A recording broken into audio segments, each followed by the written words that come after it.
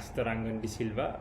I'm a professional tennis player and I have been representing the Sri Lankan men's tennis team for the last 5 years. Also, I recently graduated from the University of Colombo with my bachelor's degree. I started tennis when I was 5-6 years old. I schooled at Anand College and I initially started tennis at my school. The reason for me to start tennis was actually it was not my decision or my choice. I have an elder brother who is 3 years elder to me, so he started and then I kind of followed him. But I would say, even though it was not my decision to start tennis, it has been definitely a blessing for me because I have learned a lot from this and I have enjoyed playing tennis a lot. So I have been playing tennis for nearly 20 years now.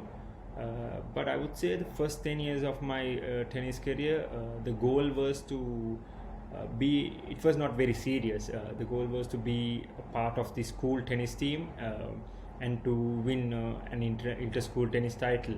But at the age of 14-15, when I committed a lot into tennis, the number of hours I practiced increased, and then the goals started to change and it became bigger. So later the goals were to represent Sri Lanka and to win some international tournaments. So that's how the goals change, and my career has been. Talking about the achievements, there are a few achievements that I'm really proud of. First one would be winning the under 19 inter-school tennis championship for my school after 16 years, and winning the overall inter-school tennis title for the first time in my school tennis history. Coming forward, winning a bronze medal at these 2016 South Asian Games, and winning 2 national doubles titles, becoming the most outstanding player of the national tennis tournament in 2016 were some of the achievements that I'm really proud of, and the most recent one is as becoming the captain of the Sri Lankan Sri Lankan contingent for the World University Games, and that was one of the proudest moments where I had to take the Sri Lankan flag in the opening ceremony. And so I'm glad that I was able to achieve those goals and achieve those targets of my tennis career. Other than tennis, I actually played basketball as a junior for 4-5 years. Unfortunately, I had to give up because of some injuries. But to this date, I think I'm a huge basketball fan. Sometimes I follow basketball more than tennis, so I really miss that sport. But I think it was one of the hardest decisions that I had to take for my tennis career.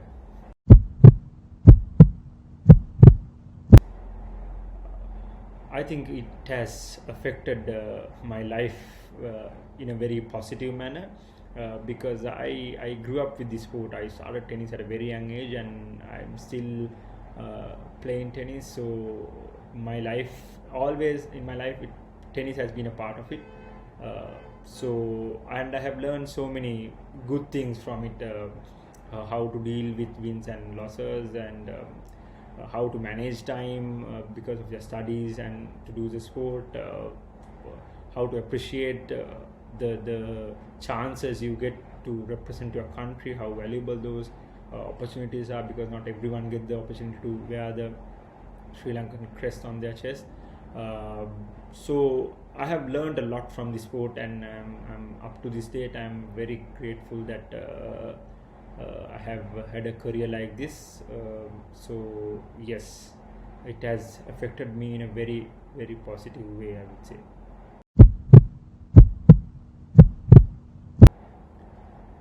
There are a few. One is Roger Federer.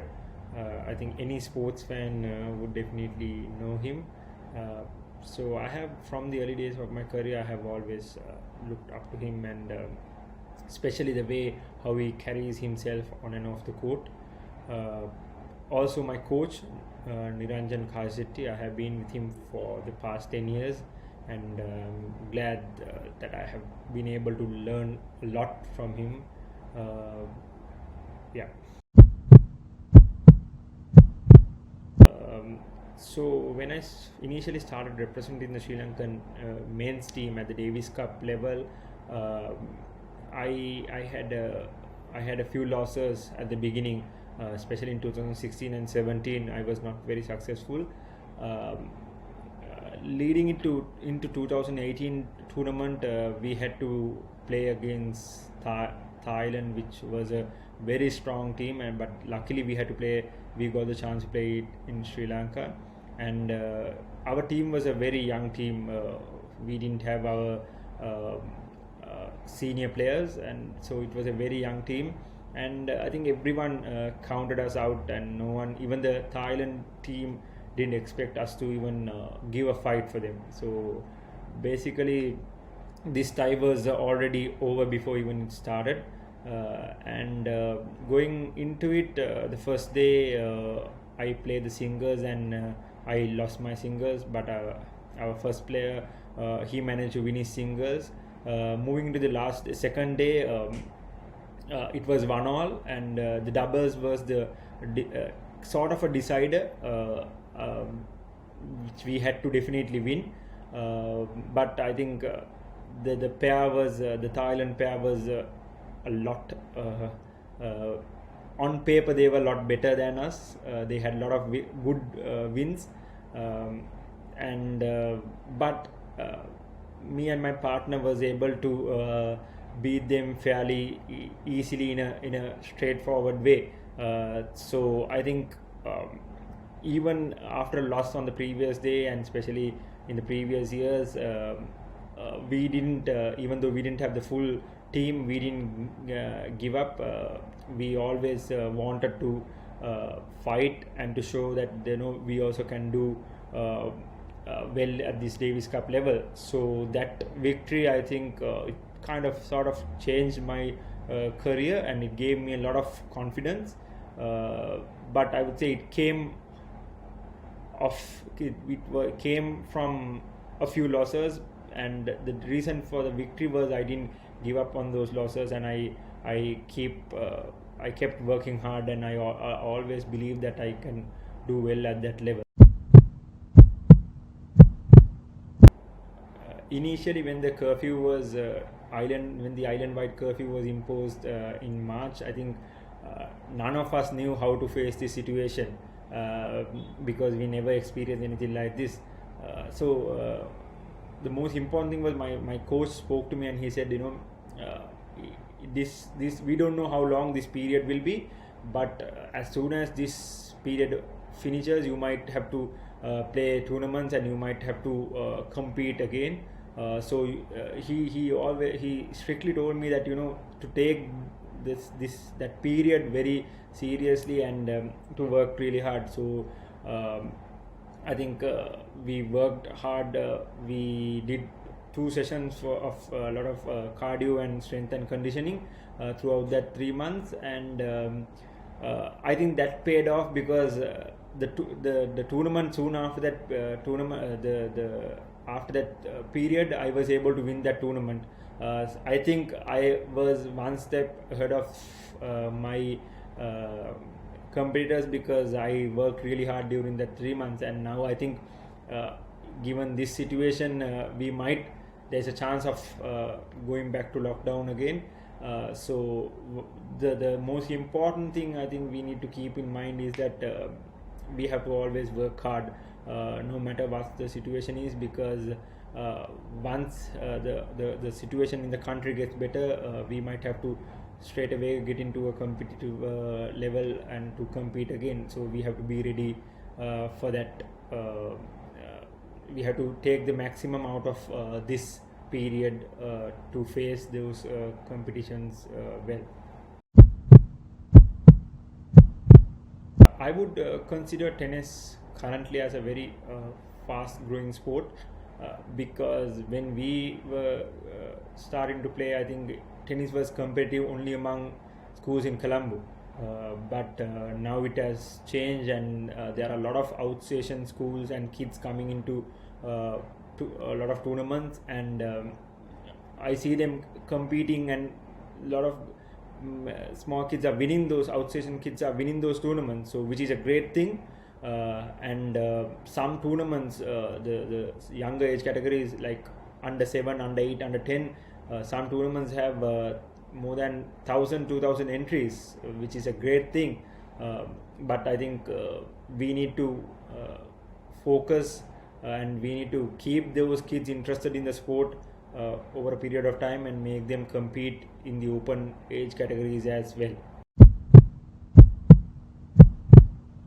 I think as Asian players, we normally peak at a very later stage than European players. So I think Asian players normally peak when they are 25, 28 years old. So the unfortunate thing in our sporting industry is that most of us stop playing our sport when we are 20 or 21 years old. Because we need to find a way of living, and just playing the sport because you love will not bring food to the table or will not bring you some money. And good example is that cricketers tend to have a very long career, and that's why most of them are very successful.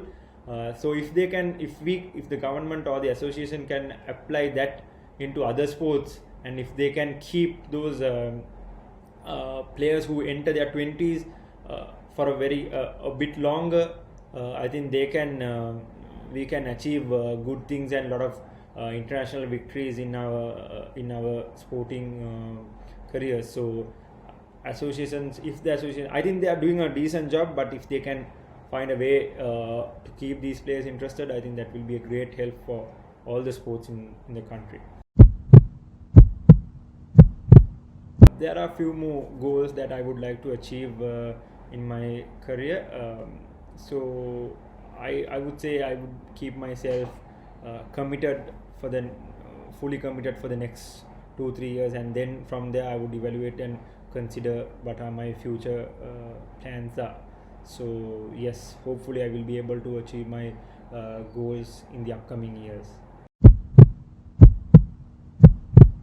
Everyone who's watching, whatever you do in your life, try to do at your full capacity, and always believe that you can achieve your goals. Then automatically you will be able to do really good things in life. And I'm really thankful to my parents, my brother, my school coach Anupa Mattemgoda, my private coach Niranjan Kalasetti, and everyone who helped me to get to where I am today. And it has been a really good one up to now, and I hope it will be a better one in the future. Thank you. So thank you very much, Leo Club of Batharamulla, for organizing this project and for involving me in this project. Thank you very much, and hope this project will be a very successful one, and I wish you all the very best for it. Thank you.